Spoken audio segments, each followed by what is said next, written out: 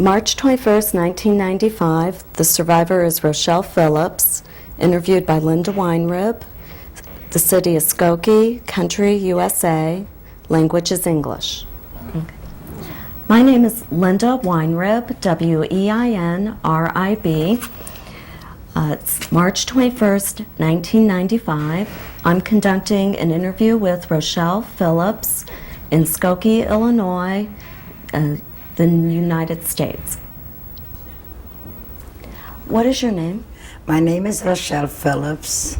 And what was your birth name? My birth name was Roch Berkowitz. How do you spell that? Berkowitz? B-E-R-K-O-V-I-C. Okay. Did you have any other names, any nicknames? I didn't have no nickname, but I was also under my mother's name also Farkas, because in Jewish law, they've been just married by a rabbi. In that time, it was not like here, city halls and going. And how do you spell Farkas? F-A-R-K-A-S. Okay. And what's your birth date? March 9, 1923. And how old are you? 72. Okay. And what city were you born in? I've been born in Czechoslovakia city, Hust. What big town was that near?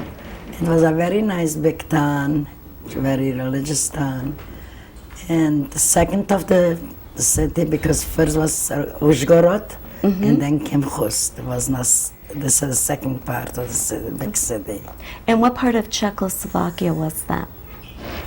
It was Czechoslovakia. I don't know what to say, what part. I mean, Well, they have the different areas. Prague was the main. No. Was that part of Russia? At first was like Carpato Russia, and the Czechoslovakian came in, then Hungarian, and then they took us, the Germans, to the concentration camp. Okay. Can you tell me a little bit about when you were younger? Maybe tell me something about your father and your mother. When I was younger, we've been 6 children in the family, and my father was a very hard-working man. And with my mom, and with all the children, we've been in school also, but helping out to make every day the life should go on. What did your father do? My father used to bring in from the station, he had a wagon and horses to supply the merchandise from the train to the stores in Hust. And your mother, she was a... My mother, she was in the house, a real mommy, to raise her children the proper way. And can you tell me your brothers and sisters' names and how old they were? My brother Herman was the oldest. He was born in 1920, and he went in the army just before the Germans come in. And then they took him to Russia, and then he was killed there. And then who was next? Next was my sister Gisela. She was born in 1922. She went with me to the ghetto together. And then? Then I was Rochelle, my name. And I was also in the ghetto. Then my younger sister Helena, she was born in 1925. She also, but she didn't survive the concentration camp. And then who was after her? Then my brother Adolf Berkowitz, only they shortened here in the United States the name. He lived up to 4 years ago, he passed away here. And then I had a little brother, Yidl. In Czechoslovakia was this Evgen. He was born in 1928. Was your family religious? Yes, we've been really Orthodox religious. Can you tell me maybe how did you celebrate Shabbos? We had beautiful Shabbos. We used to get together Friday nights after the meal and sitting and singing, and the neighbors used to come together, and we really enjoyed a hard life.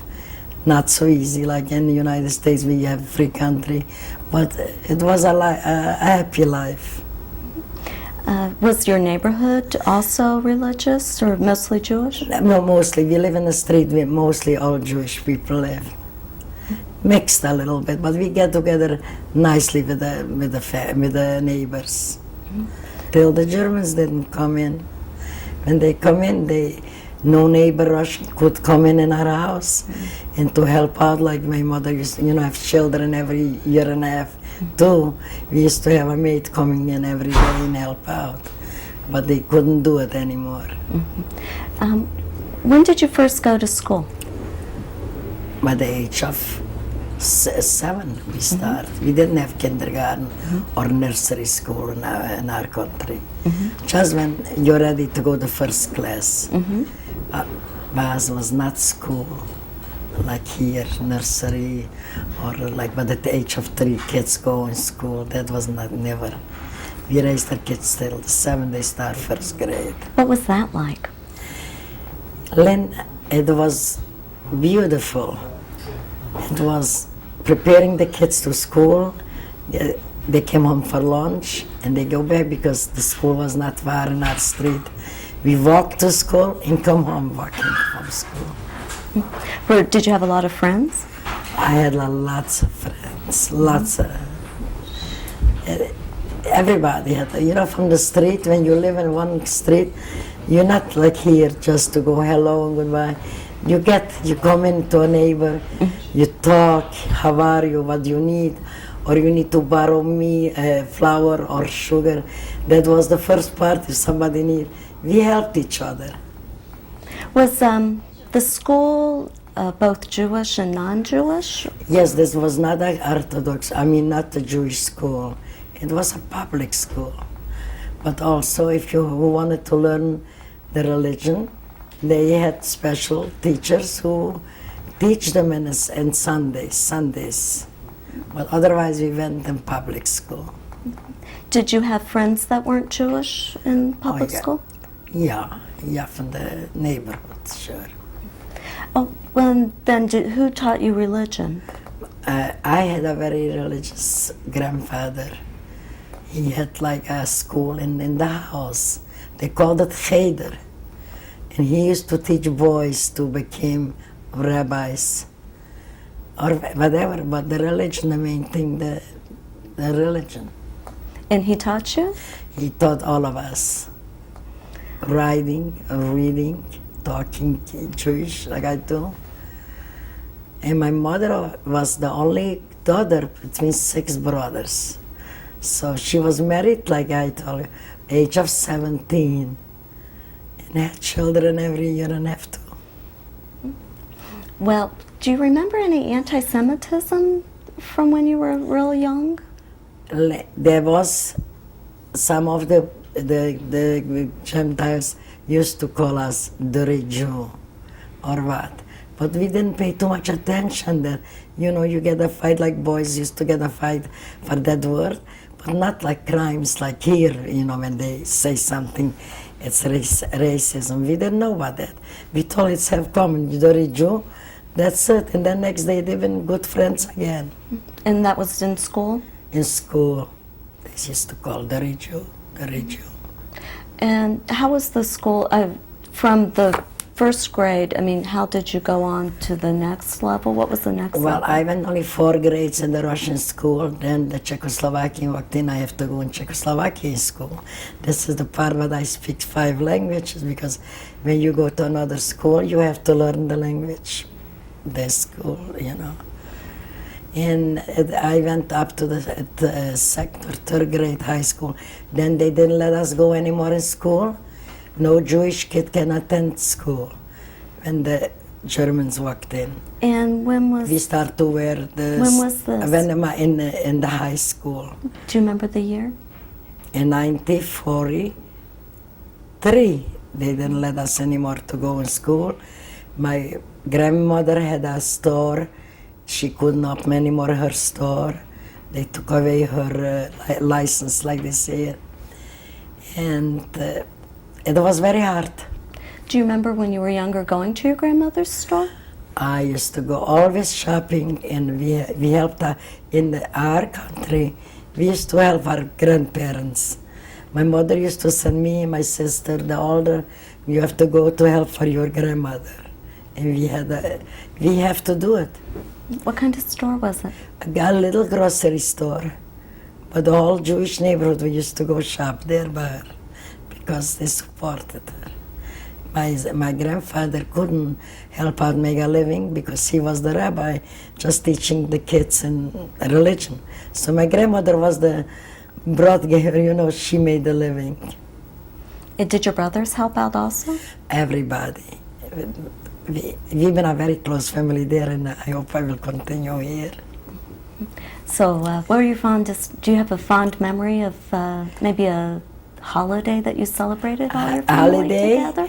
Yes, I have a very fond holidays. We used to walk to our grandparents all the time. They live about 5-6 blocks, like you say, from here. We used to get together after the Shoah. We used to go in temple. The boys mainly, and my father.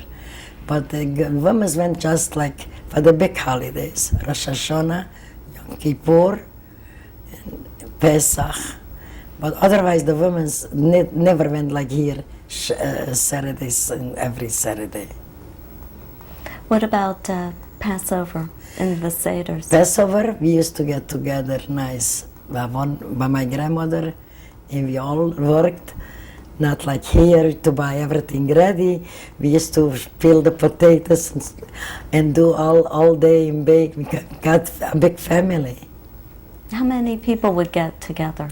And my mother with her 6 children, and one son lived with my grandmother with 4 children. So it was the fathers, mothers, and the grandchildren. But we managed. Did you get along well with your cousins? Were you close? Beautiful, beautiful.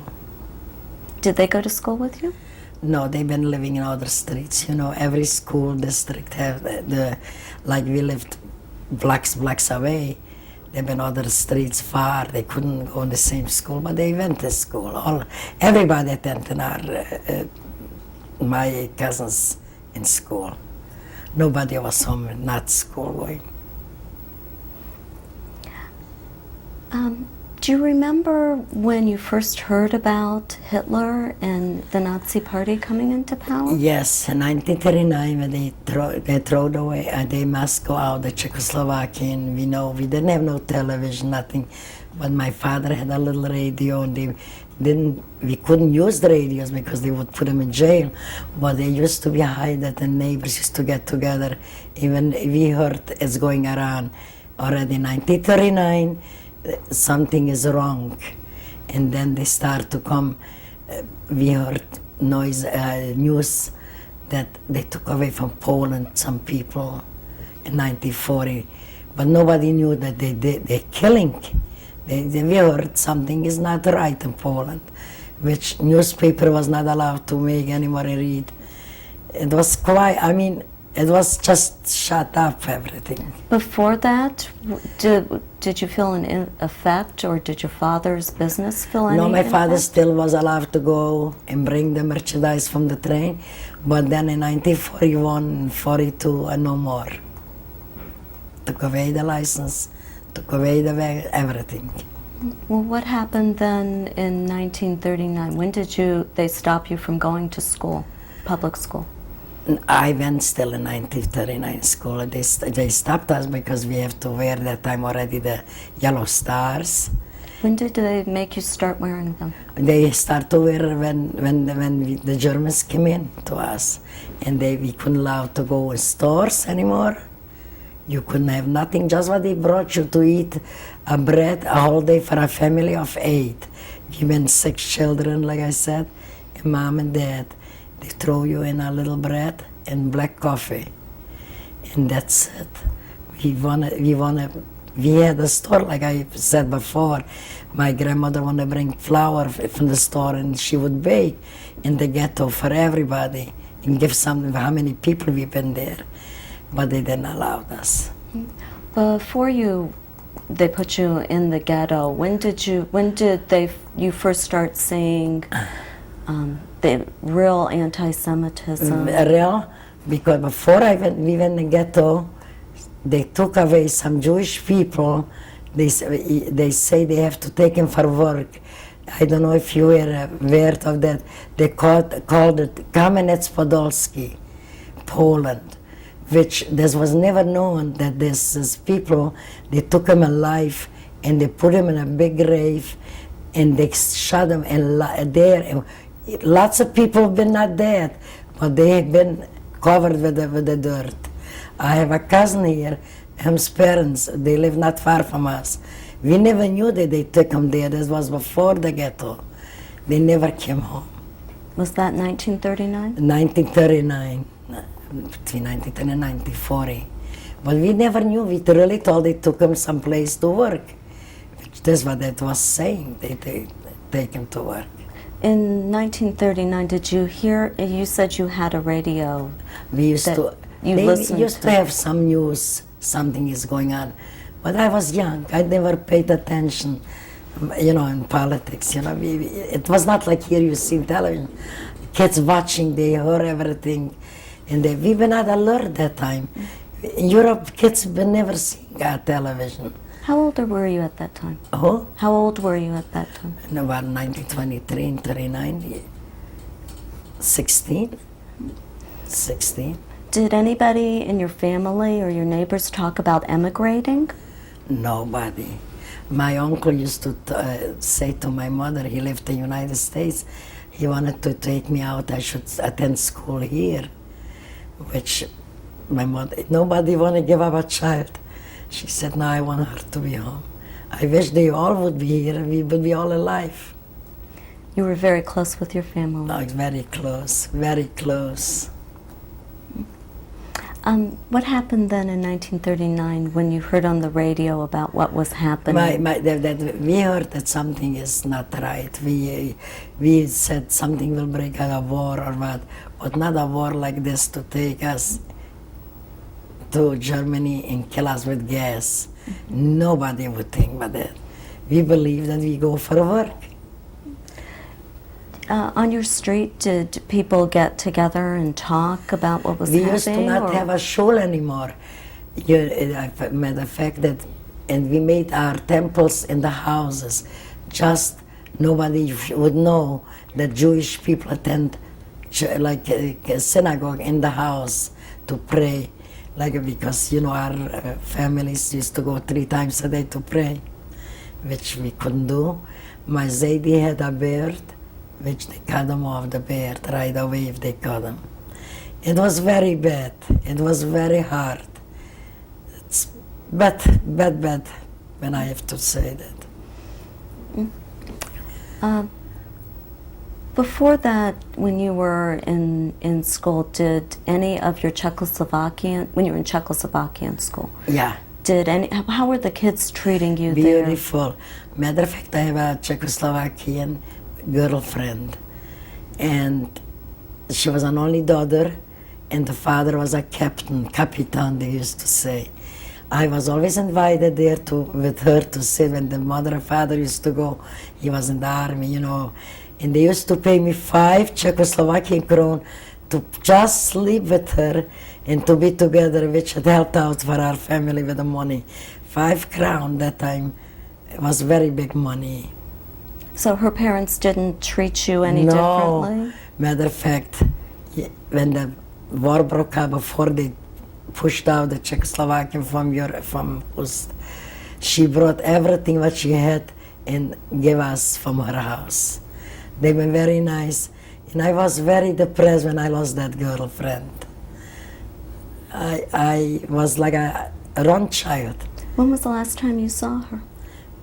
In 1939, when they took him away. When they took the They sent out the Czechoslovakia have to run away because the Hungarian gendarmerie came in and then the Germans, like I said. And they left. They have to leave also all the houses, but clothing or grocery they brought over to our house. It was hard to go. A beautiful family. I know the name either. Lepka, Kapitan Lepka. But like I said, they supported us with money, but never more. If I would find them now, I would gladly like to repay them with something. But I don't know where they are. And you never saw her again? They never know that I'm alive if they find out if they're still alive in Germany, they would come and visit me, believe me. They liked us. Did you have any other close friends from that time? I had lots, but I don't remember all of them, the names. But this was like next 2 doors, and she was playing with my sisters and with me, and I was there sitting with her babysitting job. But like I say, I was paid for it too. 5 Czechoslovakian krone for an evening.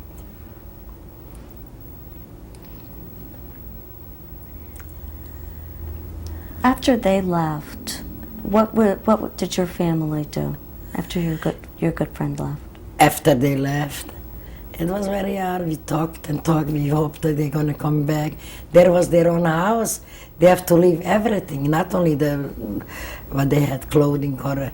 And we've been told maybe the war will end. They still can come back, but they never could return. Never. Was this right before And then that was in Hungary took over? 1939, 40, and in 41 we heard already what's going on. We heard people are taken from the houses in Poland, in the Ukraine and Siberia. They are taken, they are already with the Germans. We didn't know till the last one, like I said, in 1944, where we've been taken to that ghetto. When did you hear that Hungary had taken over your part of Czechoslovakia? But the Hungary, we didn't know, we know we felt it. They came in, and the Jewish people were very under strict control. You couldn't have the stores anymore. You couldn't go work. You couldn't do what you want like before we did. When was that? Do you remember when that was? In 1943, it was very bad already. That was when Hungary took over? Hungary took over in 1939, and that they come in. When they pushed out the Czechoslovakian. Then they've been with us up to 1942 to maybe 1943 when the Germans came in. What changes did you see when the Hungarians came in? When the Hungaries came in, was not that bad. My father still could go out work, and we still made at least free. We could go on the street and to buy what we want and to manage. In 1944, when the Germans came in with that Hungarian gendarmerie, they already did together and put us in the ghettos. Do you remember any particular changes that happened, maybe in 1940 after the Hungarians came in? Were there strict regulations? It already, the Hungarian people was also not that nice to us like they used to be. Because the Germans, they've probably been afraid of the Germans too, the Hungarians, but they worked already together. Was there a particular instance that you remember? Where you noticed that they weren't nice to you? Well, listen, you couldn't do anymore what it was, and this was very racism, like they call anti-Semitic already. They didn't act anymore like they. But we still managed to live. I mean, not like when the Germans come in, we couldn't go anymore out on the street. I remember, we had a store not far from my grandmother, which they were not Jewish, and I want to go for a bread.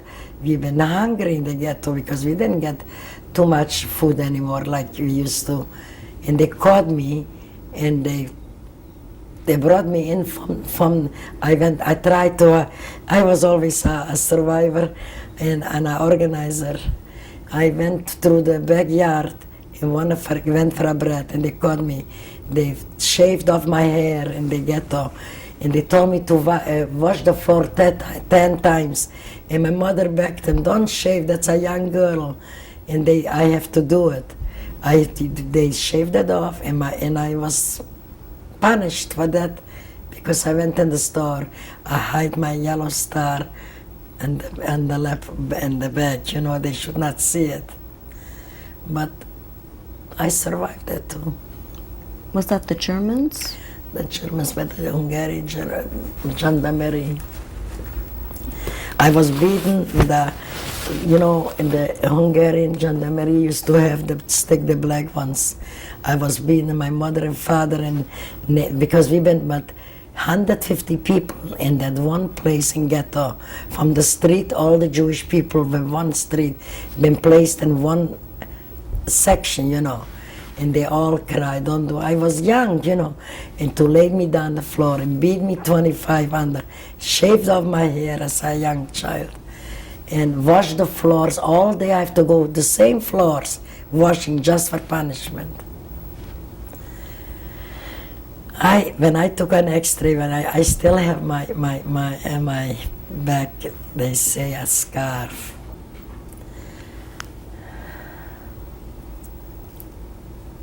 Tell me, back before the ghetto, was your family still together in 1940?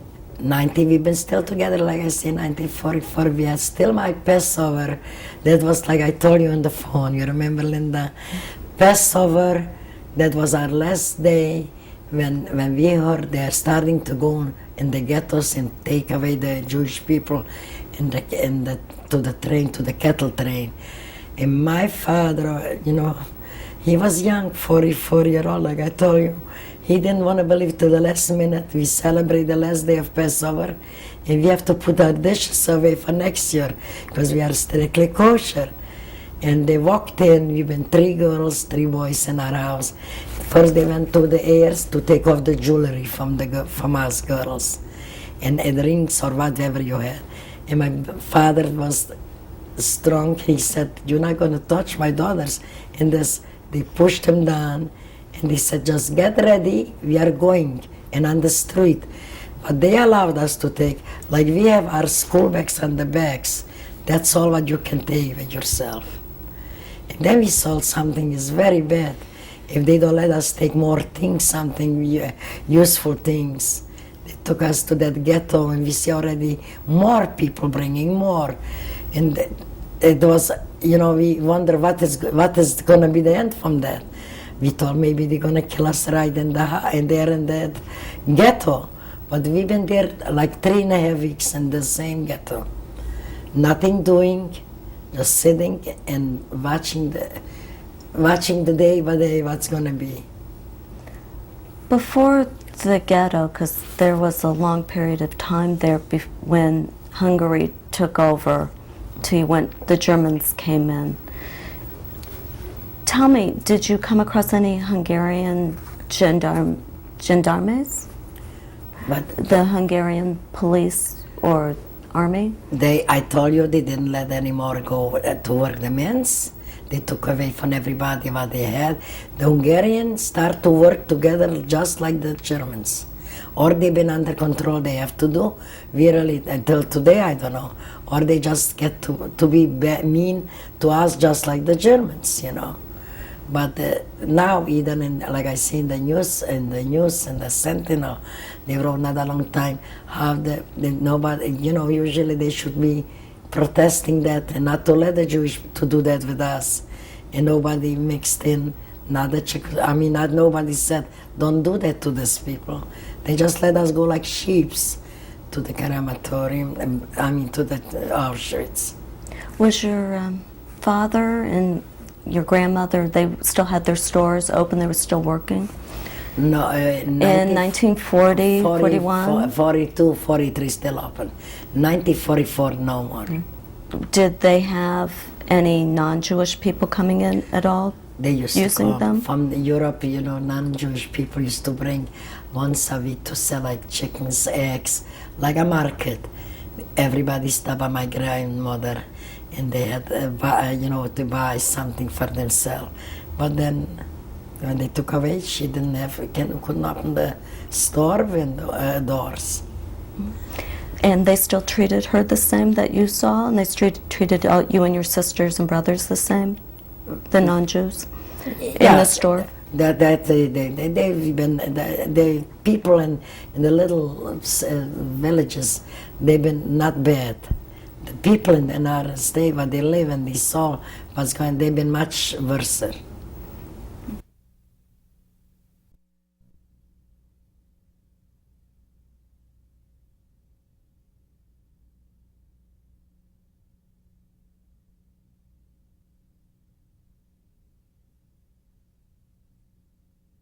telling me that in the small town, people weren't like they were in the big cities as far as being anti-Semitic. They've been more poorer people, the Ukrainian, Russian. They've been glad that the Jewish people bought by them the chicken or the eggs. They've been nice. And some of them served by the Jewish people, like for Sabbath, to come help out. But we didn't touch, fire or candlesticks, They used to help us out. They've been more, they've been more, I don't have to express myself, they've been more devoted to us. They helped. Every Jewish person used to have, like from the little cities, girls helping out with raising children, like nannies. I mean, and for very cheap, if you bought them some clothes, they've been poorer people. In the city, they had all the business. The Gentiles had business just like Jewish. They didn't care. They didn't treat us even that way. I mean, nice. Did you have a particular helper? Did your mother have one that you remember? Yes, we had a Julia, her helper. To my mother had 6 children, one after one, from age of 17, which it was very hard to be alone. She used to help once a week to wash the big clothes and to iron. We used to have, but not in 1943, in 1945, I mean in 1944 anymore. Because they've been not going to work, they've been afraid. People, they told them, if you're going to talk to Jew or hide a Jew, many Russian, the Gentiles been nice to us, either for my father, they want to hide my father, not to go in the ghetto. But my mother said to my father, what am I going to do alone with my 6 children? Which they couldn't hide us all. Many Jewish people are alive now, but some Gentiles did hide and helped out. And I really think it's beautiful, they're honoring now some of the Gentiles in Israel and here, which I know about the Holocaust. We have lots of liberated people, but they liberated us and they hided us and they've been nice to us.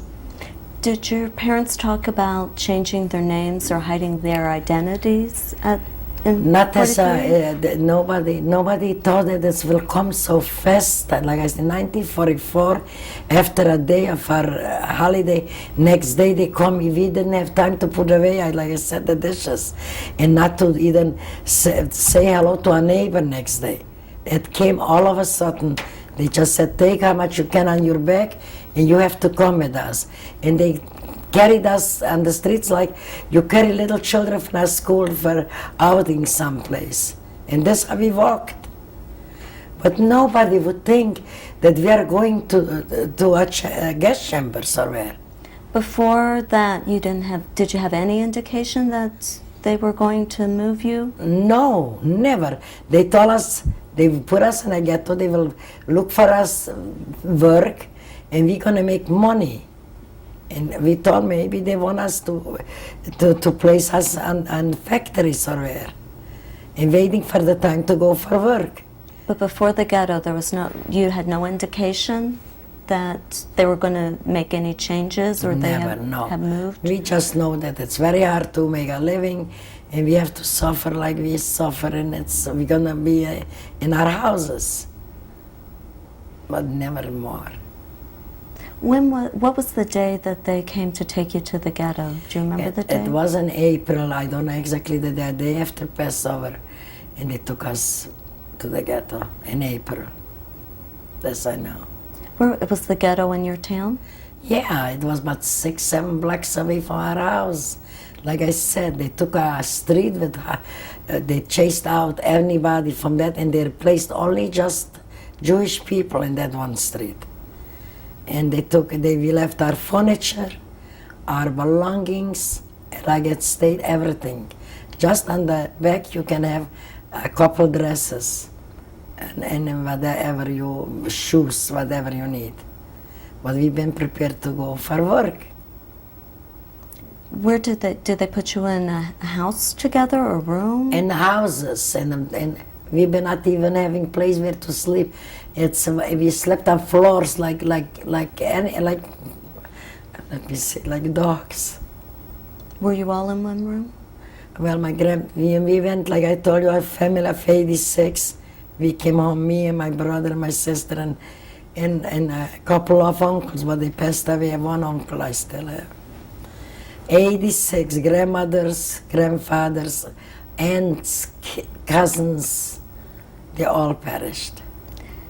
In the ghetto, were you with your grandparents and your parents and your sisters and your brother? We still been there together. Had your brother joined the army already, your oldest brother? Well, he was in the army. The Hungarian took him in the Hungarian army. And then we heard that when the Germans took us over, they took him to Siberia with the Russians when they went in the war. When did the Hungarians take him? He was in the army, I don't know, the Hungarian army, when they took him, I don't know. But somebody told us that they took him to Siberia, to the Russians. Do you remember what day they took him away? Were you there? I remember the last day when he came home for Passover, they let him to come home for the holiday. And when they took us away, they sent him right back. You have to go in. You know, it just came like, they call it Orlop, just for recess, from the army for the holiday. But he was a beautiful boy, my brother, tall, nice, handsome. And we never saw him, ever.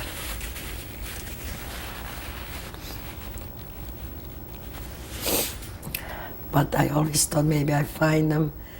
We tried to, we registered, like you said, through the Red Cross, somebody, and they told us they saw him alive, they don't know, but I don't believe he's alive anymore because he would look for us too, like I looked, we looked. So you went to the ghetto, you had your two other brothers, your sisters. Yes, my 3 sisters, we've been in 2 other brothers. And did you work or do it in the ghetto at this point? Nothing, just sits outside on the floors or scrubbing, that's it. No sense, nothing, we didn't work. They promised us, we thought we were going to go work someplace, but they never sent us. They just wait for the trains when they can ship more and more people. They probably had from Germany notification, the Hungarian gendarmerie, when we can have the trains to come in. 3.5 weeks we've been in ghetto, this I know. When did you leave? When did they send you out? From the ghetto? Like I said, beginning May. We arrived in the first week in May to Auschwitz. How did you get there? And the cattle trains, like they're taking kettles like horses. And we've been pushed in one wagon, hundreds of people, we couldn't breathe. Kids, little children, tiny. Each of my aunts had 6, 7 children, can you believe? Now other families. No water, no food. The mothers scream, my kid is dying. No toilets, nothing, and we travel. And they wouldn't give nothing on the train to even, for little kids. It was lots of passed out, and before I arrived to Auschwitz.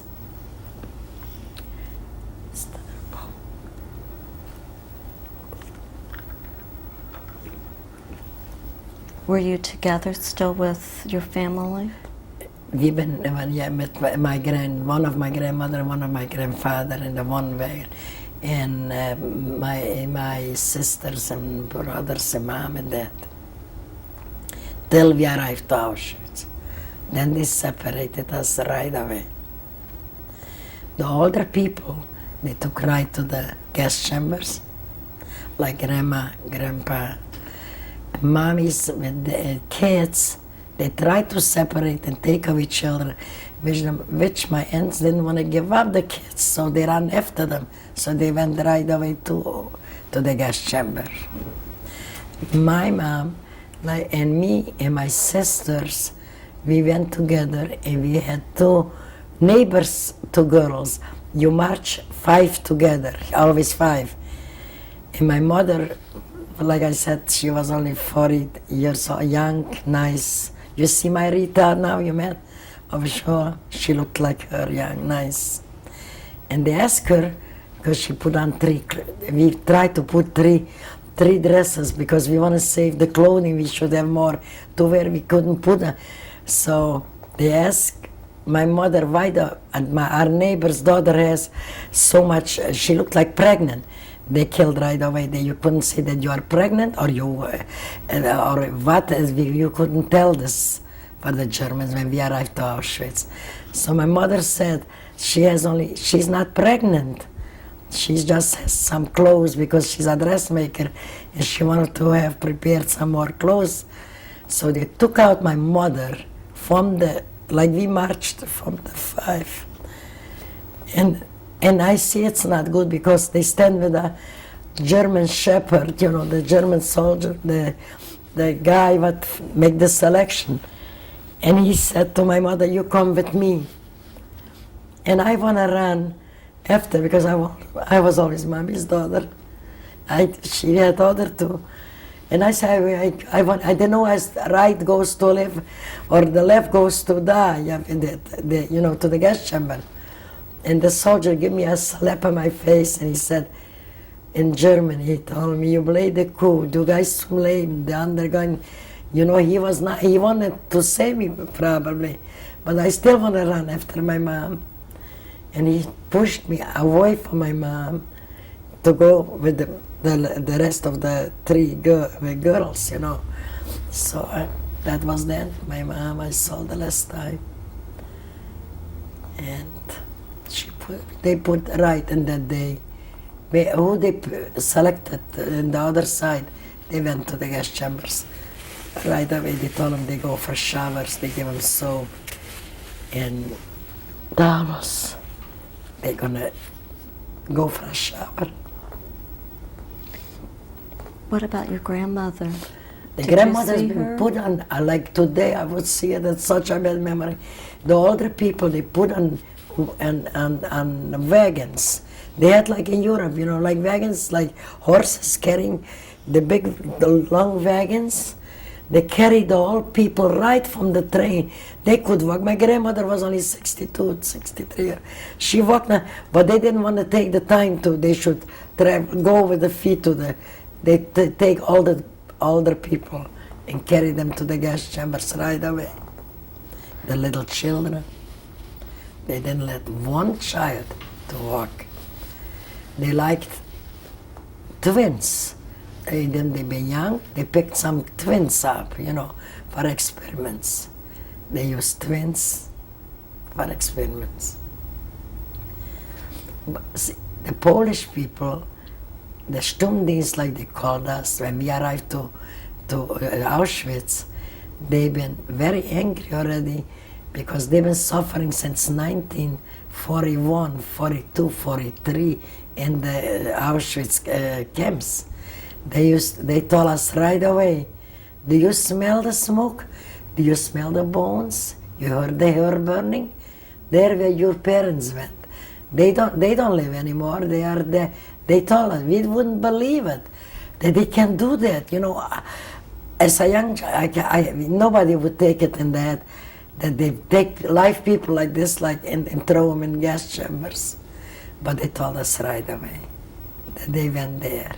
And we're never going to see him. Then they've been so smart also, the Germany there in Auschwitz, they give us right away next day postcards and they say write to who you want.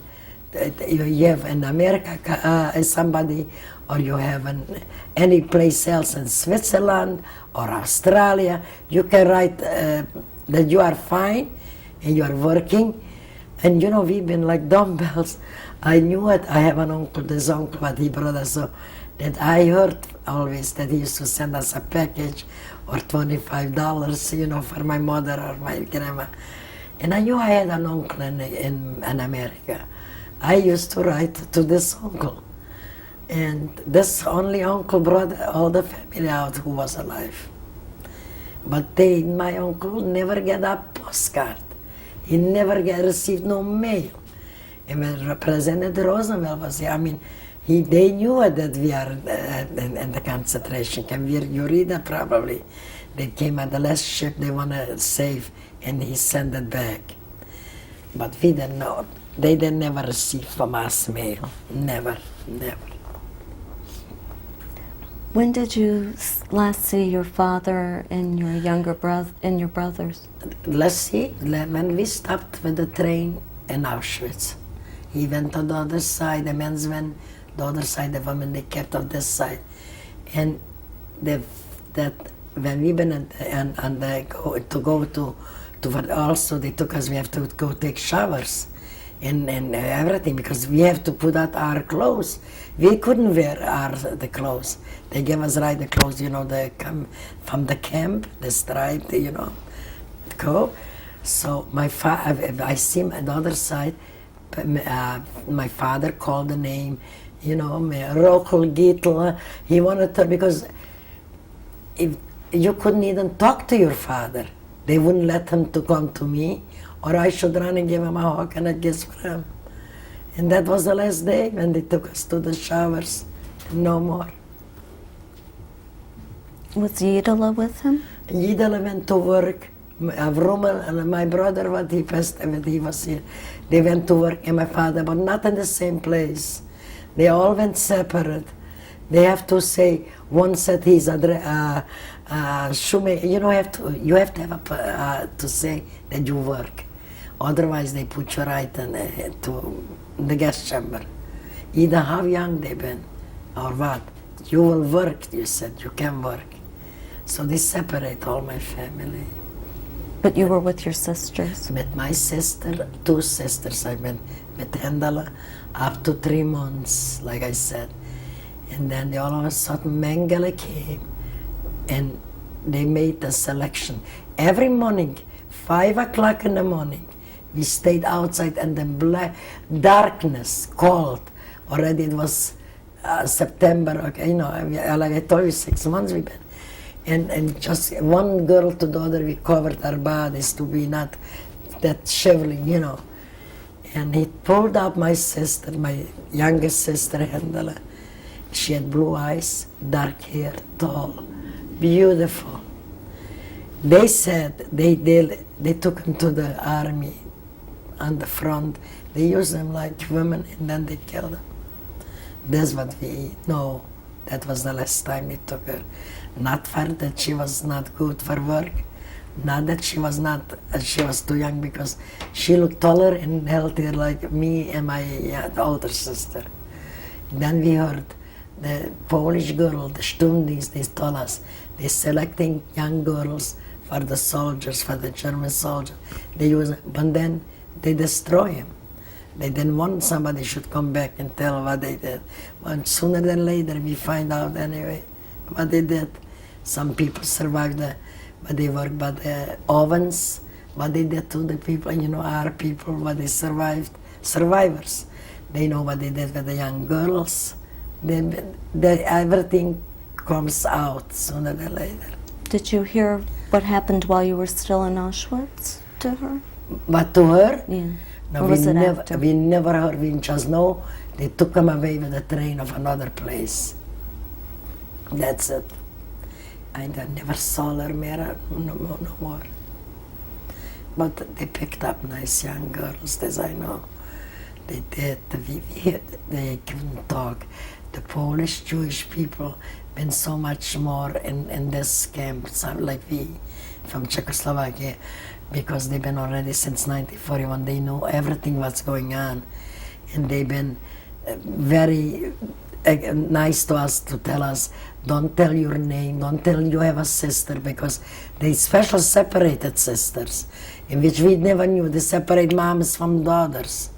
They separate daddies from sons. you couldn't say because they didn't want a family should be together. They didn't want to see Jewish families in life. So that was the situation what we faced there.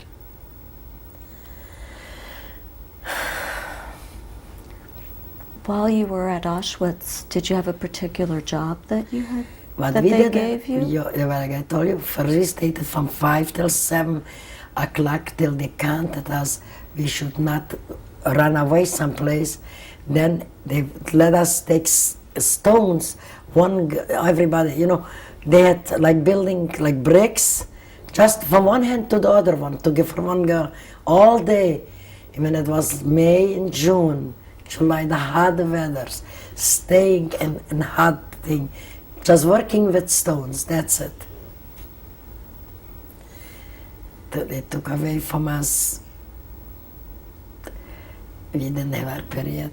I mean, they gave us food and they stopped, I mean, because they didn't want, nobody should be pregnant, nobody should, I mean, we know that when I came home to Europe, it took 2 years till they straightened, the doctor straightened all of us, I mean, those survivors. They put in the food some dust, I don't know, that's what they told us, and it stopped.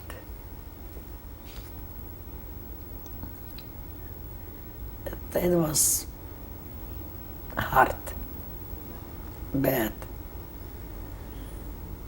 And that's what I thank to God now, what I see with my kids, what my life went through. And I have the little joy, the nachas from the children.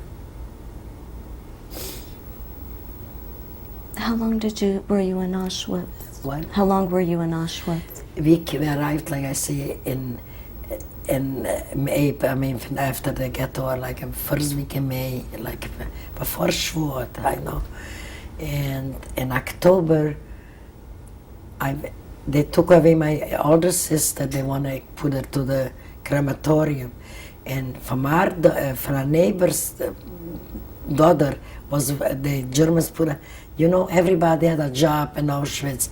You've been bringing the food in, or a stundis watch the door, nobody should run away. Or from our from our girls, they've been like capos. If you heard, they called it capo. And she was a capo, and they took my sister, the older, what she is here now. She had blister on the feet because you get sick from dirt and this. They want to put her, which I cried for that capo. Please, one sister, they took me, my younger one, and let me this one for her because we know her, you know. She was a neighbor's daughter. She said, but I will be killed. And I didn't care if I get killed already, but I want to be with that one sister. So I went and schlepped her out. A manufacturing man came. He needed 600 women for a factory to work with munition. We made a round, how they call it, I don't know here, mines what they put on the feet for the salt, you know, when the war is. And we filled that with the hands, with that dust, you know. My hands used to get swollen like this. We used to get yellow because this is poison. This, you know, I don't know in Hebrew. I would like to explain how they call it in Yiddish. Mine. They cannot help me out. I forgot. It's the round mines when they put on the floor when you step and explodes. It's munition. That was my luck. I was taken to that factory in Hertina. I wrote you in. They called it temperature Hertina. I worked there till end of October. Is this in Czechoslovakia? Where was this? No, it was an hour. In Germany? From Germany, from Auschwitz. It took 600 girls to work in them. He had a factory. This saved my life. But there I met a very nice Jewish Gentile girl, and she took care of us. She used to bring me every morning a piece of butter bread and a baked potato, and I used to put it in my clothes because they should know, because I shouldn't have. She used to tell me, please don't tell who gave you this. You just say that you find it on the floor and there's no name. And I used to split with my friends, my sister, from one potato and 2 slices butter bread, which helped us to survive. She was a very nice German lady. She was an elderly lady, but she helped out. And we worked there. Then it was when in October he took us, we worked November, December, January, February, March. Already the Serbs and the French, they've been also in the same factory working from France, from Serbia, you know. And they said pretty soon we don't have no radio, no newspaper, but they somehow knew the Serbs and the French people, they used to work in the same factory. He said, pretty soon the Russians will be here. We're gonna be freed, which we wouldn't believe them, you know. But they told us, let's send the bombs empty, because it goes to our brothers, to our people. Well, you was afraid, you know, Linda. You could be killed because they check you. I have to put a stamp. Every bomb is a correct weight. It was then all of a sudden they threw on us a bomb was thrown from an airplane, and we had a big damage with the factory. Dead people. Mothers been still with daughters, or daughter like me, sister with sister. We have to go out. I mean, we find feet, hands. We worked. We couldn't work anymore in this factory because it was bombed up. I don't know who did the bombing, who know. It was bombed. And we start to walk away after we cleaned up the corpse, you know, thing. And we walked to Leipzig, like I have the thing. We went away to another camp, and they told us we have to go to Theresienstadt. They already knew there. It's a camp. We cannot stay there, you know, because it was bombing, you know. And there, when we came in Theresienstadt, we find lots of survivors. I mean, girls, but all sick with typhus. Broke up the sickness, typhus. We all get sick very badly. We lay, you know, we didn't know that we survived. Lots of us died on typhus.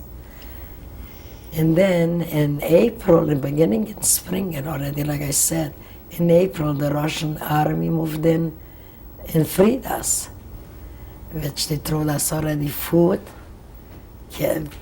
cans of meat, fishes, you know, meat. And we stayed there.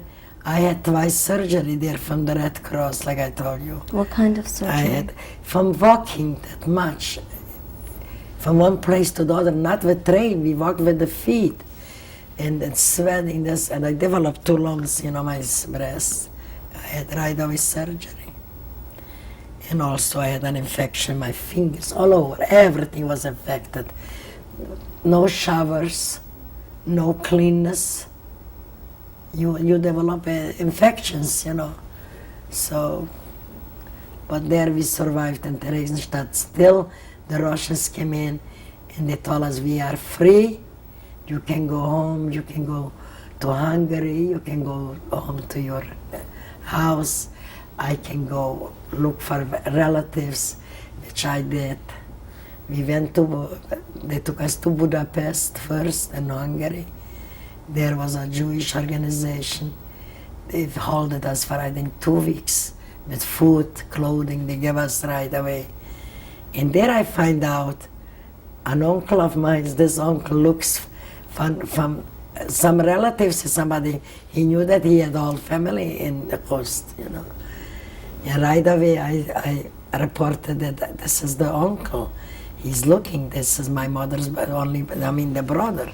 She was an only daughter with 6 brothers. And then... What happened to your other uncles? Where were they at? Do you know? In the concentration camp. When you were young, did you know that they had gone? No, they've been all in also in concentration camps. One uncle died right away, one uncle still lived. He died about 10 years later. This I have still one uncle. He's 78. He's here. He's the only one, the youngest uncle. He lives still. He could tell you stories what we went through. So he brought over this uncle, 3 brothers, me and my sister, my brother, and the sister and my brother.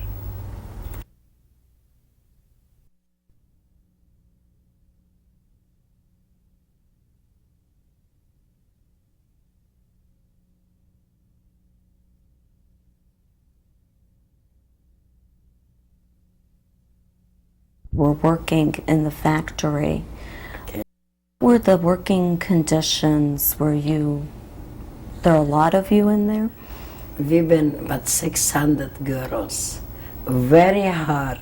We used to get sick. Every week we used to have to be put in a clinic because from the poison what we made the munition, we used to get yellow, white, like wool, because we didn't have the proper food, just working and without gloves. Our hands used to blister up, which I cannot show you. I have infections. Since I'm here, I'm going to doctors, they cannot heal it because it infected the bones from the poisoning. And we used to work night shift and day shift. A week night shift and a week day shift, which the night shift's been horrible long. What kind of hours was that? Oh, 8 hours. Like 8 hours work or night or in the morning from that time. And to come home and get showered off and put on our little clothes what we had and to live with a cup of coffee or a little soup. And we used to get one little bread, and we've been like in the bunkers. We used to sleep 6 people in one bed, 3 and 3, and to split that one little piece of bread. This was our meals every day. Where were you sleeping at then? We had beds, like here bunkers they call it, right? And we slept one after one, but 6 in one bed and 6 in the other bed. Was this a camp, and then they would... was, the factory was the bottom, and we lived on the top. It was right there, we just have to walk down, and every day been in that work. It was not easy. We used to get sick, we used to have to stay home for 3-4 days because, like I said, the water blisters, we used to get like, our feet been like horrible. And the thing was just that we survived. The Serbs, the French, they used to get packages from somewhere, I don't know. And they used to be nice sometimes to let a package on the floor, and who had luck when you marched, you picked up, but you put it, we had pants on, and I had rubbers here, and we let it in. So what was it? One day, just my luck, I find a little package, and it was some food there.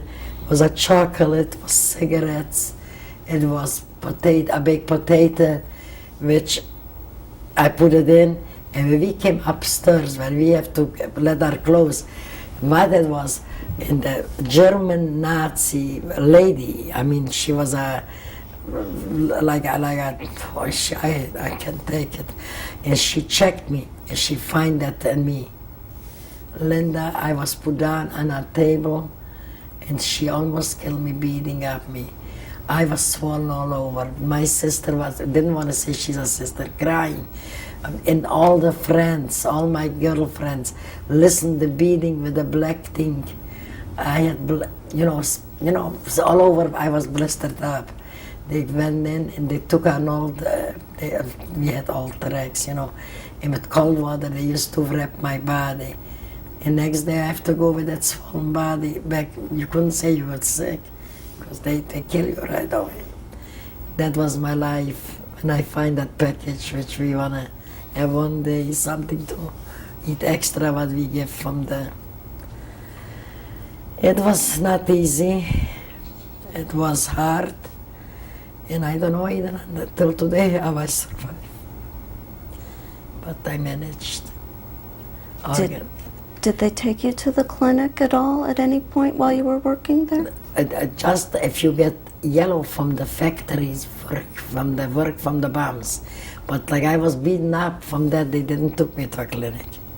Just the girls, my friends, took a little water with Rex and wrapped me, my blisters, my should go away. But it was painful. Many times other children get beat up for any little things. If you bend down, if not the right way you walk, you was punished. You couldn't do what you want.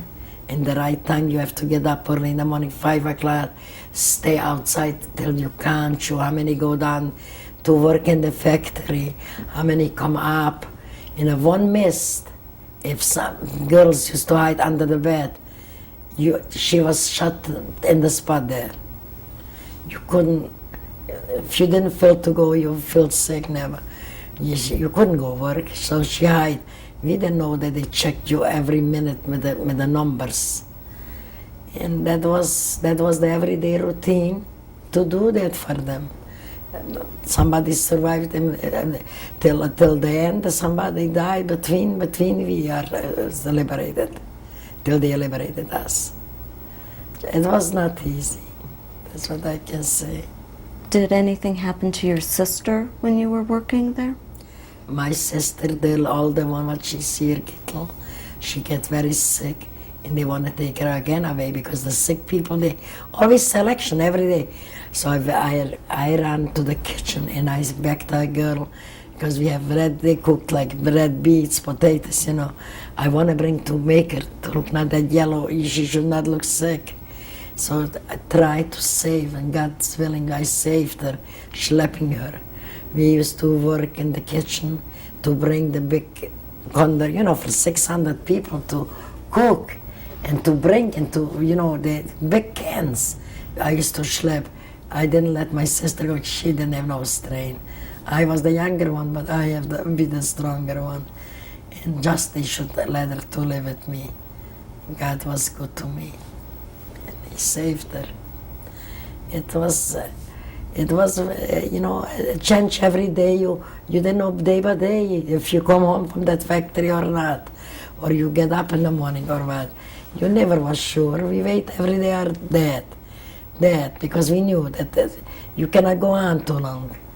Yeah, but it was miracles. I think my grandchildren asking me, Bobby, how come you are alive? How come the other people died? And that's a question. What can you tell them? I say, God wanted me to live, and God didn't want it, and they didn't have years to live. I don't know, is that a luck, or that was meant for me to be like this and to bring generation to generation? I don't know. It is really miracles who lived through. It is a big miracle, and that's what I try to explain them. They couldn't understand my daughters when they were little. Why other children here have grandmas and grandpas and aunts, and they didn't have nobody. So beginning, like I told you, my husband and me, we've been so afraid to talk about that our kids will be ruined something with the nerves. They will be nervous children. Probably they are never sometimes. And it is from me what I went through, and it's caused them. But we watched them not to know nothing. Till it come out in 1942, 82, 83, when my husband, we started to open the organization. We have to talk. You're going to die. Nobody will know. And when that professor from Northwestern, when he said that was a hoax, you remember that it was a paper. It was never true. I was filmed in the Skokie March, if you remember when the Skokie, they marched the German. They want protesting that was never Holocaust. I was there with Danny Kaye, if you heard, and he had made a movie. I was there too. They called me. But they say still, lots of people, they say, it never happened. And that's what hurts you. Why say that? When they have proof They went to Auschwitz. People travel there. They see the crematoriums. They see the everything. You go here in the museum, you see the hair, the shoes from kids. They see the jewelries were there. They see the Torahs where they find someplace. Everybody should go in the museum here. It's a main street. Go and see the museum. It's a little, but it's lots to see and lots to read about. I want to go back a bit here. Okay. When the factory was bombed, Yes. were you or your sister injured? Where were you when they bombed? Were you working? We've been that night. The factory was bombed on the night shift. Listen, that was very interesting. We have been lucky. We worked in the daytime that week. The factory was bombed at night. If we heard the sirens blowing, the Germans, we have to jump right from the beds out, and we see, everything is horrible, bombing, the whole factory, the bricks thing, and we have to go there. They told us right away it happened an accident, that exploded. No, it was bombed. And we have to pick dead people out. Mothers been there, like I say, still with daughters. The kids, the daughters crying, mommy, mommy, they look. The kids working daytime, the mothers at night, We have to schlep feet, hands, corpse, like I said. Picking up, this was till the last minute, till we picked up, we've been there. Then we have to, like I said, march to another camp, because there was not, the factory was gone. Did you bury the people? No, they took them, I don't know, the Germans took them in, they don't bury them. They took them in wagons and they took them, I don't know where they took them, crematoriums or where. They don't make funerals, they didn't make nothing. And you knew the friends, with who you worked for 6-7 months, they're all dead. But the one what we had, day shift, we've been alive, thanks God. And that's what we survived to walk to Leipzig, to Theresienstadt, where we were liberated. This was the luck ours to run away already, thanks God. The Russians came in and they told us, you are free, you can go wherever you want. Which I went to Khust. I went to look for my father or a brother or anybody from the family came home and nobody was there. I went to look for the property, what we find in the house. But what I find was Russian living in our house in the kitchen was horses. The Russian put in their horses. Can you believe now I see our house and a little kitchen with horses? And we couldn't stay there because I was afraid to stay there. You run away. We right away applied to get away from the Russians because I wanted to stay with the communists. When the Germans made you march, was that all night march that they? We marched a day and a night straight through fields, hungry, dirty, with hot shoes. We didn't even have the wooden shoes on anymore. Barefooted. We marched, but thanks God it was like April already, May, it's springtime. We marched through fields. We find some, to pick like anything dirty just to get them out, that we eat. There was, in Theresienstadt, when we came in, there was a Red Cross kitchen. The Red Cross took us over. They had something prepared for us to have food. And like I said, I was operated right that day. They tried to clean up and everything. It was a different life, but died also. We get sick from typhus because it broke up an epidemic from typhus that time. Lots of people died from our, but survived to the last minute. And you and your sister were together? Together, thanks God, and I ever here, thanks God. I probably will give you for her. You can, if she be willing. She has a sick husband, very ill. Did you see other people that you knew when you got to Theresienstadt? Yeah, we came from Host. I had there a girlfriend. She was in Typhus, and I helped her. She still lives here. And then I saw also a friend of my brother, at that age, a young boy, laying on the street, and I recognized him from my street. And I said, "You'll be all right." I tried to. He was very ill, you know, young child. He was that time. He was younger than me. He must be that time 14, year old, laying on the floor.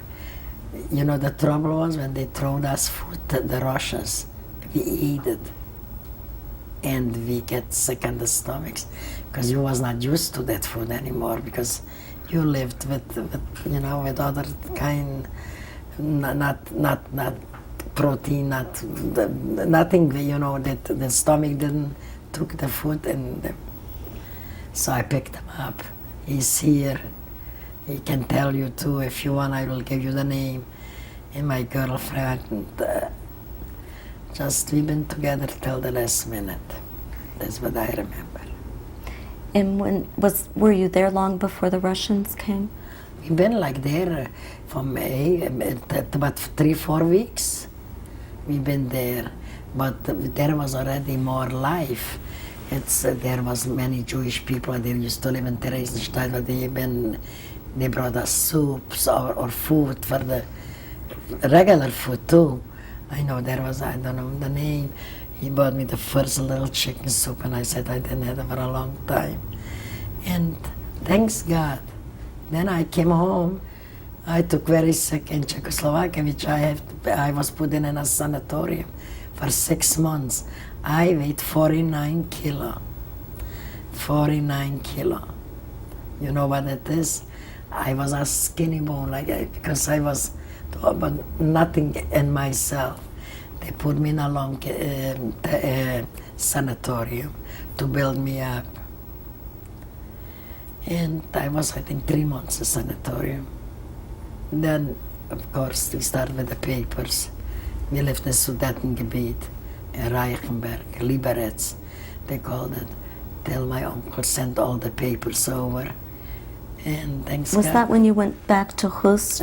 That's right. Then we traveled we went back to Sudetengebiet. You know, they call it half Germany, half Czechoslovakia.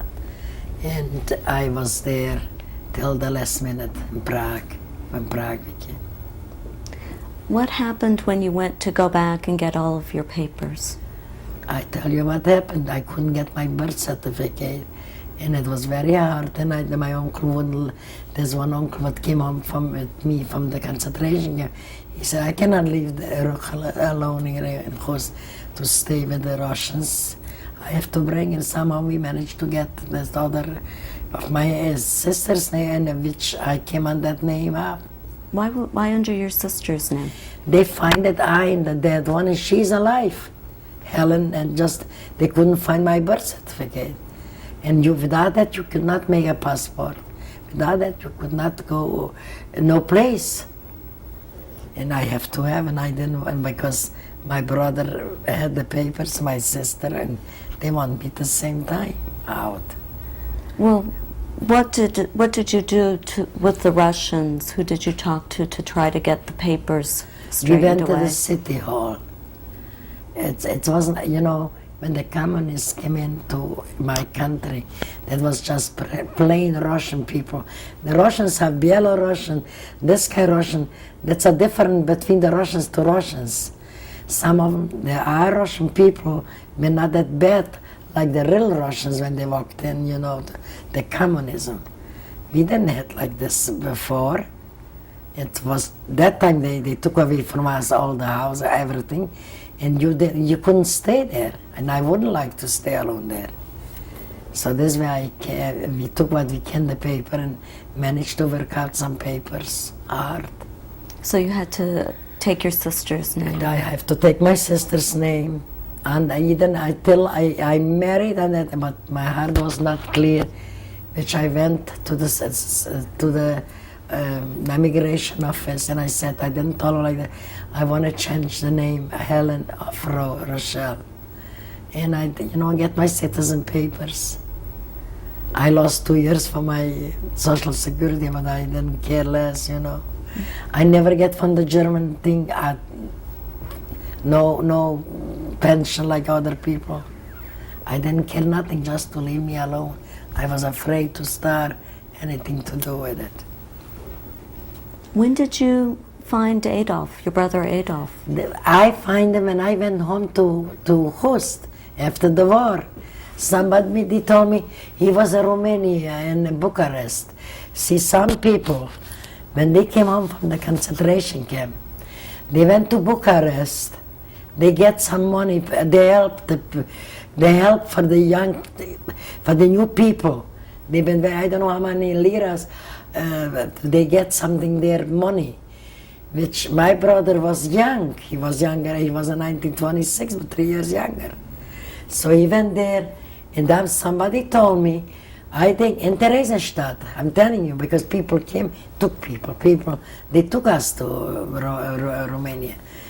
I saw your younger brother, I didn't want to believe that, you know. You've been like animals. We couldn't believe that we are people anymore. So I said, you didn't see, my brother is probably dead, everybody died. No, I said, your other, Avram. I saw him, I said, where? In Bucharest. But see, they told me, just go home to Host, you'll find. And sure enough, do you know that I found my younger brother on the street? You know, in Russian, they sold breads outside. And he was poor little boy, a young child, selling bread on the street for money, you know. They gave him that job. When I saw him, my whole life was all open, like if somebody gives me $3 million, I would not be that. And we hugged, and we kissed each other and cried together. But we didn't stay too long together there because we have to run away, because like I said, Russian could make some day, you cannot go away, you cannot go out. You have to stay, you are stuck there. And we want to come to United States, which my uncle brothers all, like I told you, over. And I worked out the papers, we worked out for him. And he was living till 4 years ago. He's dead now. But it was nice that I had him till now. That we've been together, 2 sisters and a brother. God was good to me to give him for me till that time. He has a family too, living here.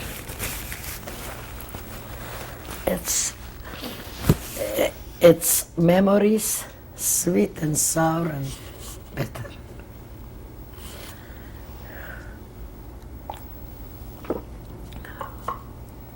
Our house is still in Europe. I never get a dime from it. And you don't want to ask it for money there. We have property, like my baby, she has there the stores and everything. We had a big house, like a farm, big. But you're afraid to require anything, you know. But I don't think so if I would ever get something.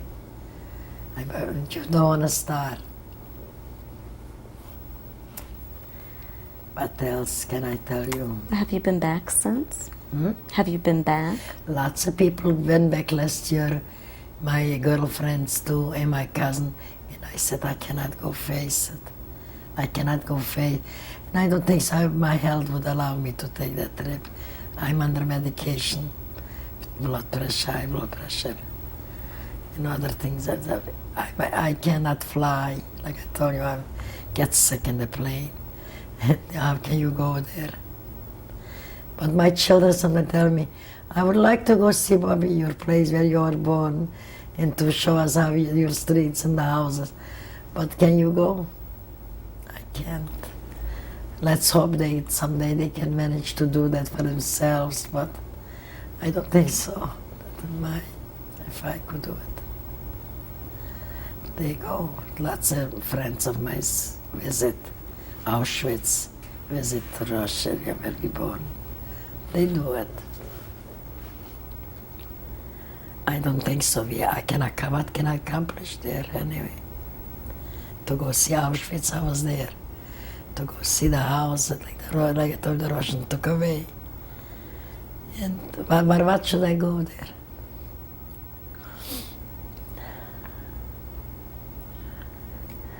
When did you come to the United States? In May the 28th in 1948.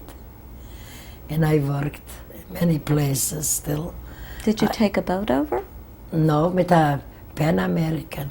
That uncle, my beloved uncle, paid everything to bring me to United States. I don't have money, I just worked for a penny, you know.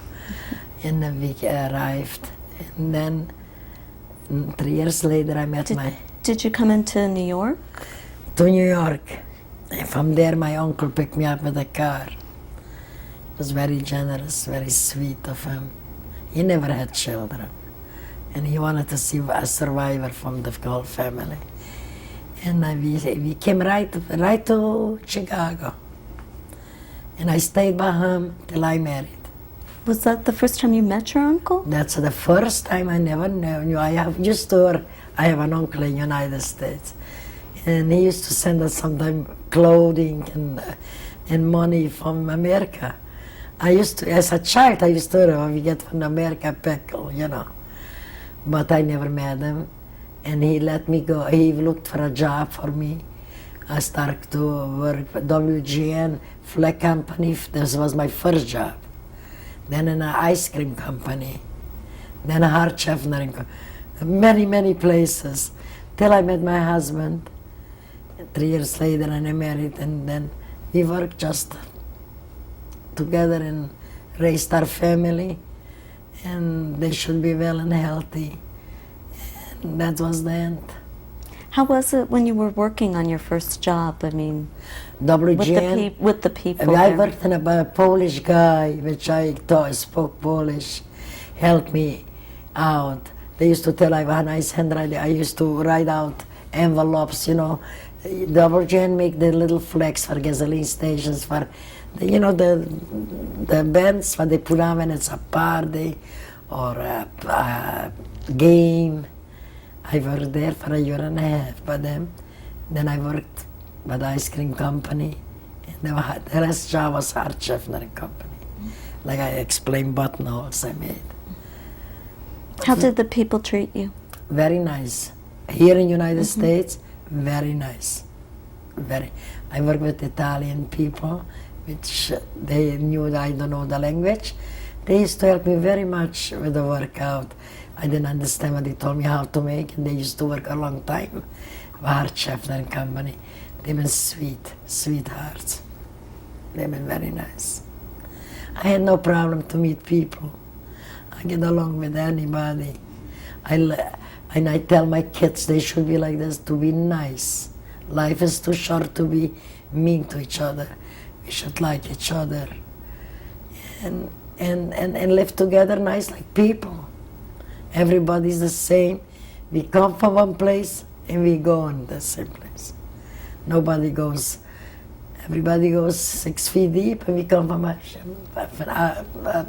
everybody in the same place. It's just people don't understand how to appreciate the free country. I enjoyed when I was here, I'm free. I don't care, I made $12 a week, but I was the happiest girl for the $12. And I have to manage to pay my rent either. My aunt, but like I told you, my uncle never had children. She was very jealous. She said, here in America, everybody have to pay for what it is. So from $12, I have to pay $6 rent. For $6, I have to live, you know, what I want. But I managed.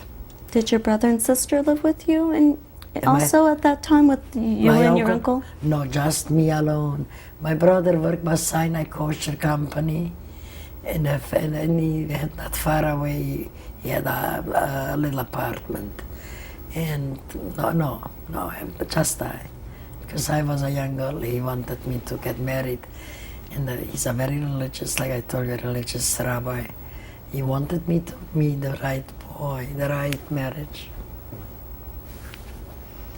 You got along very well with your uncle? Very, very well.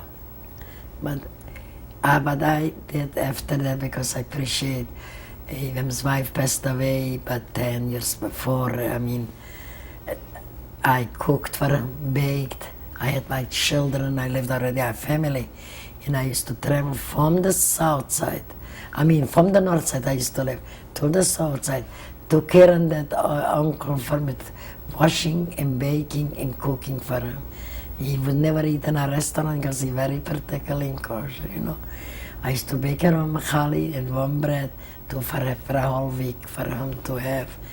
And I did it with all my heart because I know what he did for me. He supplied me with the papers. He made me my wedding in a shul. I married in a synagogue. And he helped me with my children to get them the Jewish education. And I realized I have something to do for something. And I did it. And I tell my children the same. Don't wait always just to get. Do something to show you gotta pay something. I think people should, if this is what I belong to the Holocaust Memorial Foundation, you can call up Linda and anybody. They will ask you for Rose Phillips. I go, how sick I am. I will supply me the food. How hard I get my Social Security. If I spend $100 or $75, I will give donations. I will help out in the kitchen there. If I can with my health, allow me. Sometimes I have to tell I can give the donation, but I cannot go stay my feet and do. They know I did it, and all the years till this year I'm not so well with my health.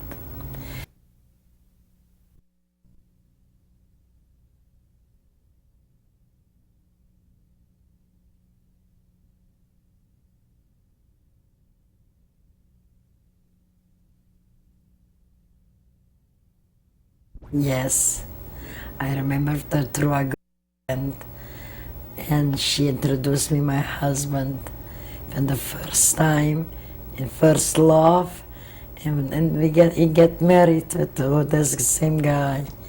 He was a very nice, generous boy, also survivor, went through a lot, and we could communicate our languages. He spoke Czechoslovakian, also Yiddish, also Hungarian on that part, in which we met each other, and 3 weeks later I was engaged to him. And December I was engaged, and February the 18th, 1951 I was married to this guy. And we had our children. And he was a hard worker. He worked by television company here in Chicago. He came with $5, he told me. Who's gonna make the wedding? My uncle offered. He will make the wedding. He had a brother here in Chicago, they helped out a little. And we were very happy. I wish for everybody to have a happy life like I had. And working together with my husband all the years. First he was a junk peddler, which he couldn't make too much. Then this uncle built a nursing home, an old age home, and took my husband as our manager, not a manager, the administrator, to work. When they built it, me and my husband worked day and night there to help after the workers when I would clean up the next day. Then I became a cook, and my husband an administrator. And I raised my the daughters pregnant and working until the last minute, till he died. When did he pass away? He passed away already in 1987. Passed away for tzures, for trouble, that's it. They made him lots of problems from, they checking the homes. Somebody, reported something and they want to close the home, and he was aggravated.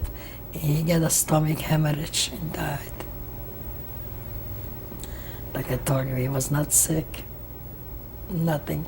Get up. He said, Rose, we're going to go to work this morning. It was 7 o'clock. And they went in the washroom and came out. He said, something is wrong with me. I said, what's the matter? something is bleeding. I have internal bleeding. Until we called the doctor. He was at a meeting in a school. He said, I have a meeting.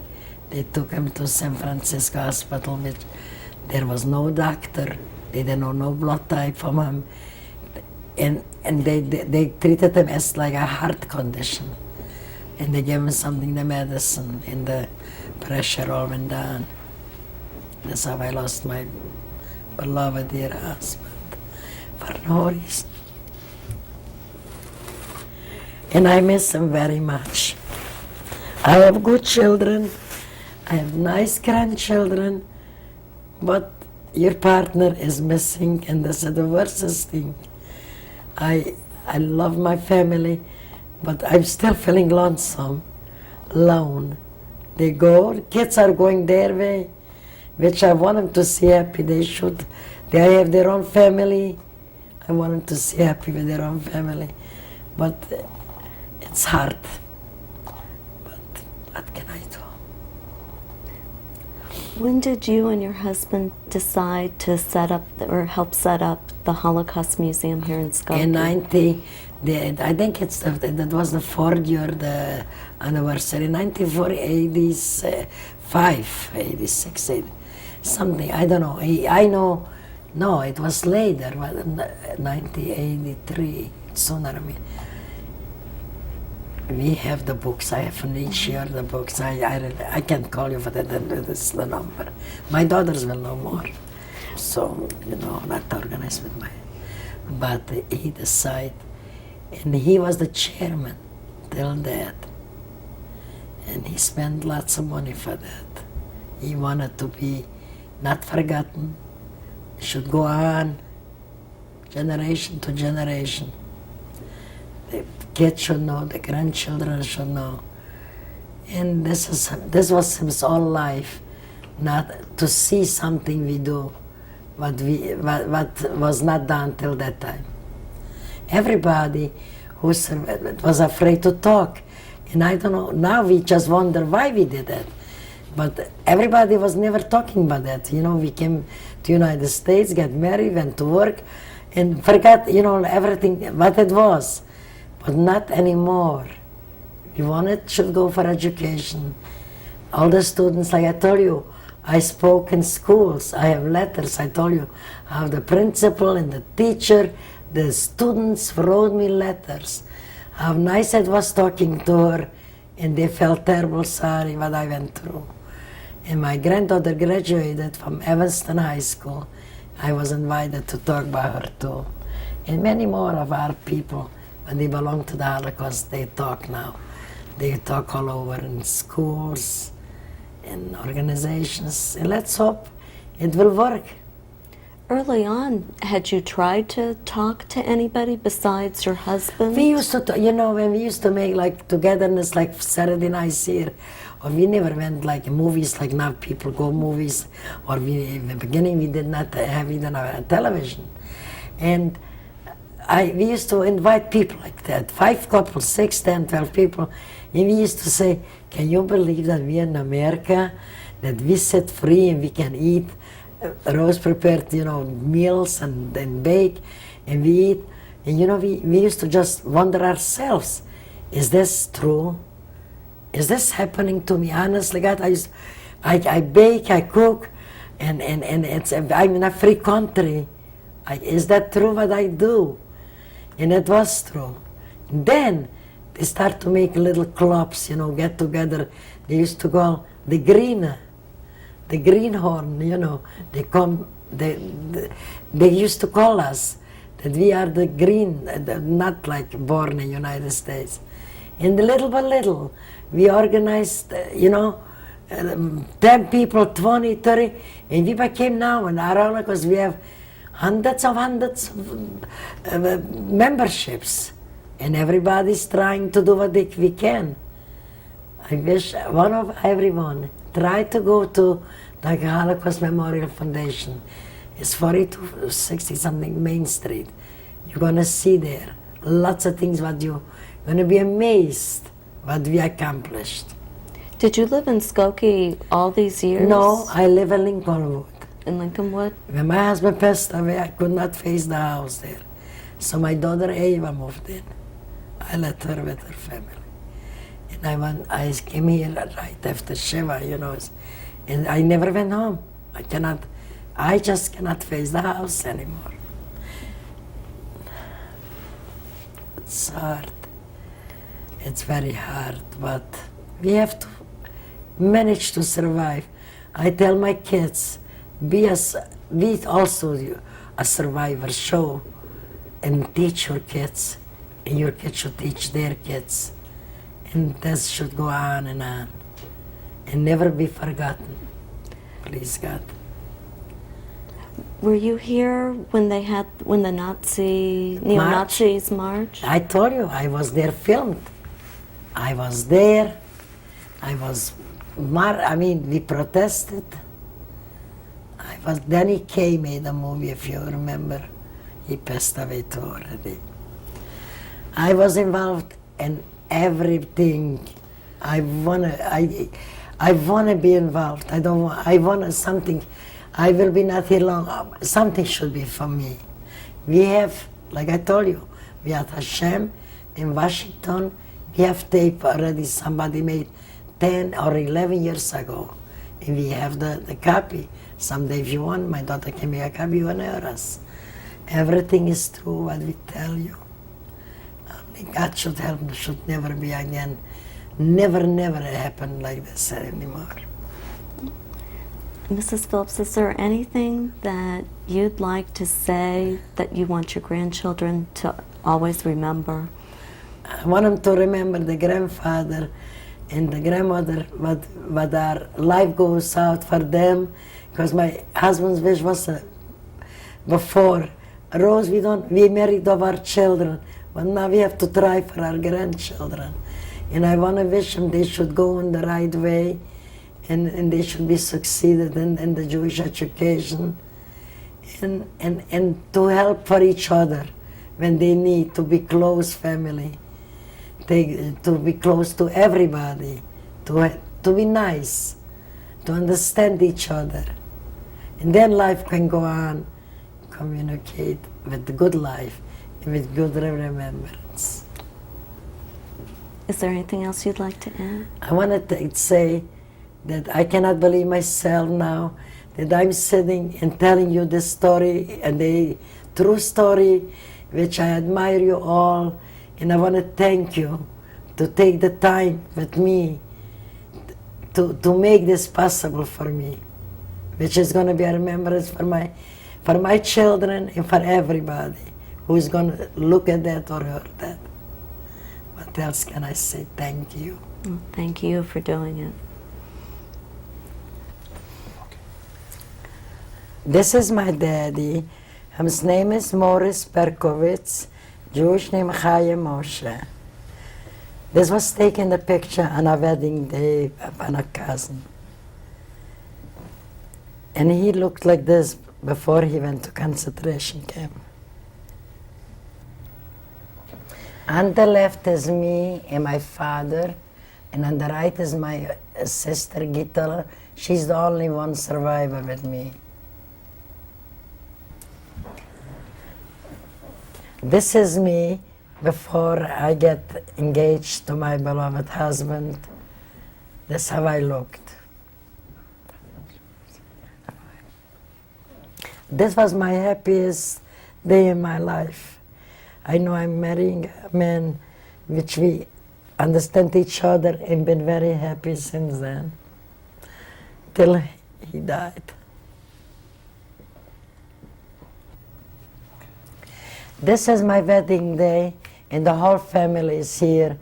Their uncle, what he brought me over to United States, and the 4 brothers, what he brought. My sister is sitting near to me, and this is my aunt, and this is my uncle and my aunt. This all my and cousins. And this is for me a very big treasury picture. What else can I say? You can see here, I'm still with my beloved husband, Andrew, and I married off my last daughter, Esther, And that was a very, very happy occasion for us to see our children married and to stay happy forever and ever.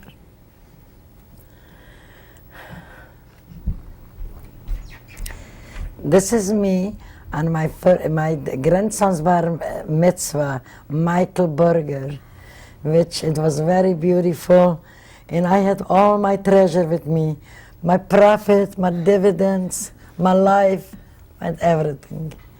And it was a beautiful bar mitzvah, and I hope everybody had a good time, and I enjoyed it myself to see my whole family together.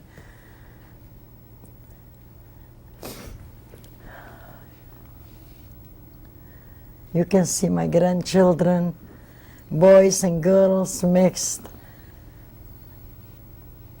And I love them all.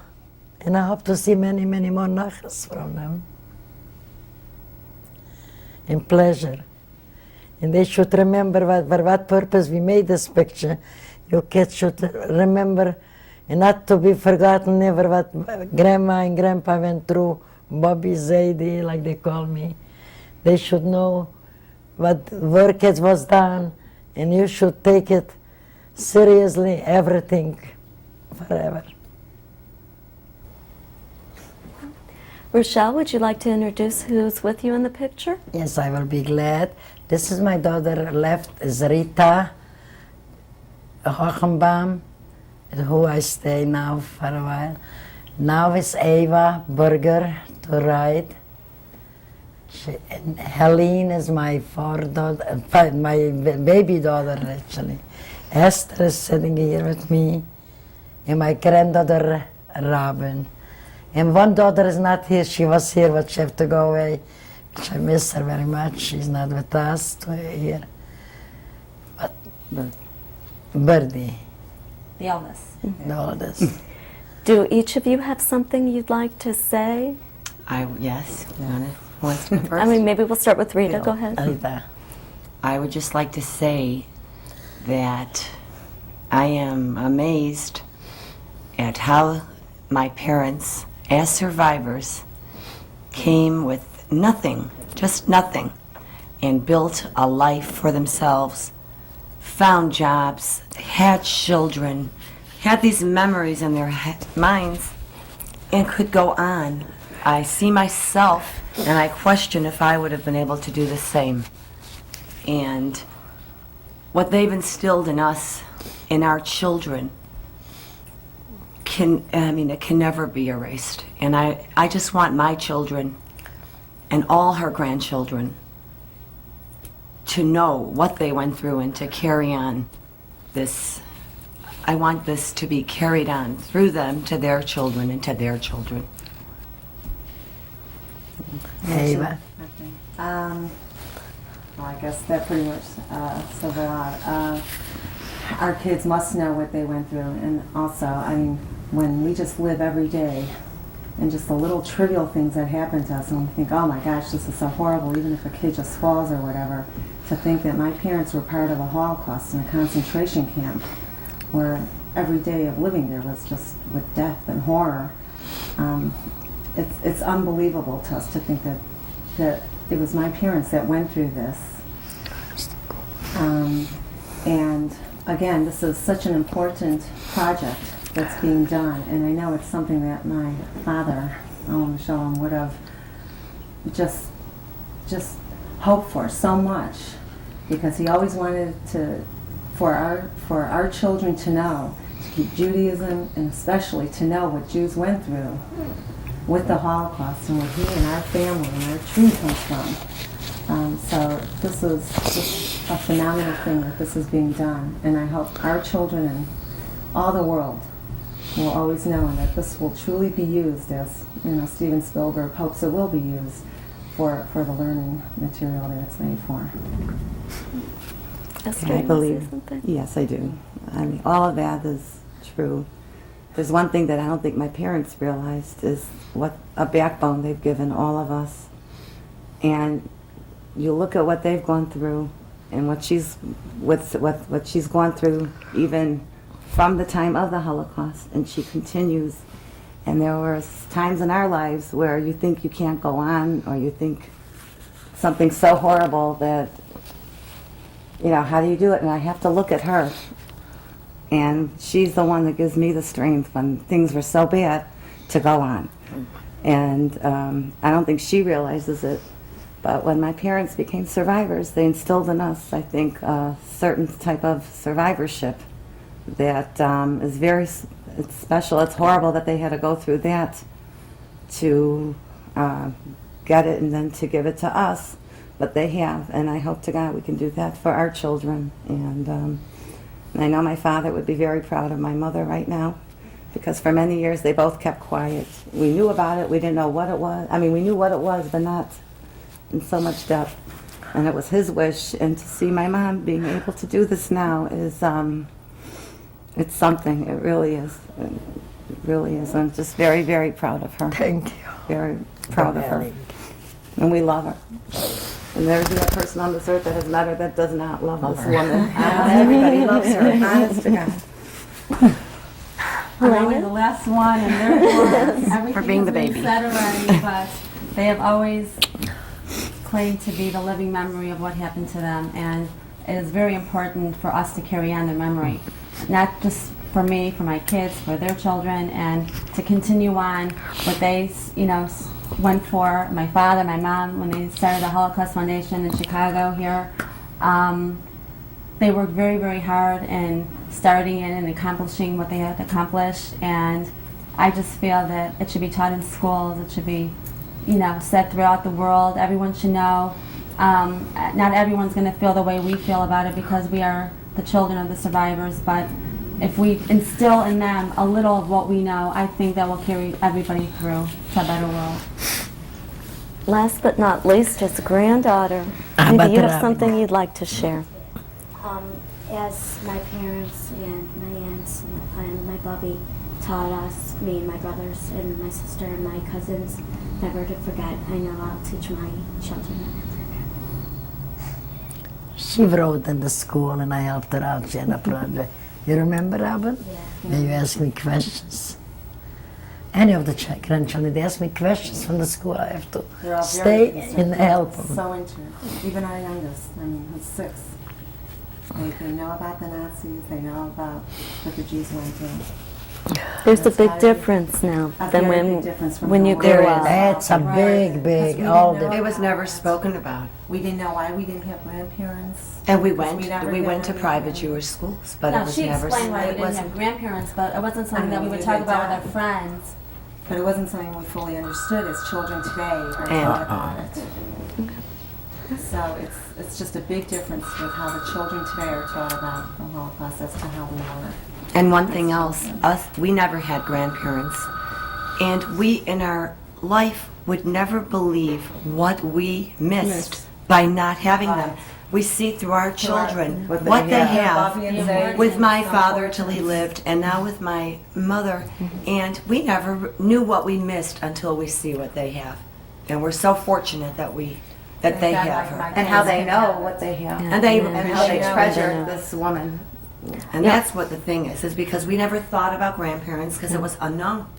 But to see them come to her and ask for her help and want her love and see her love them, there's nothing. And to There's see- nothing like There's that. nothing like it. There is- Thank you so much for sharing your Linda, was our story and pleasure your to meet family with all of us. Thank you. Thank you. This is a lady up there. Second one? She's looking for a nice boy.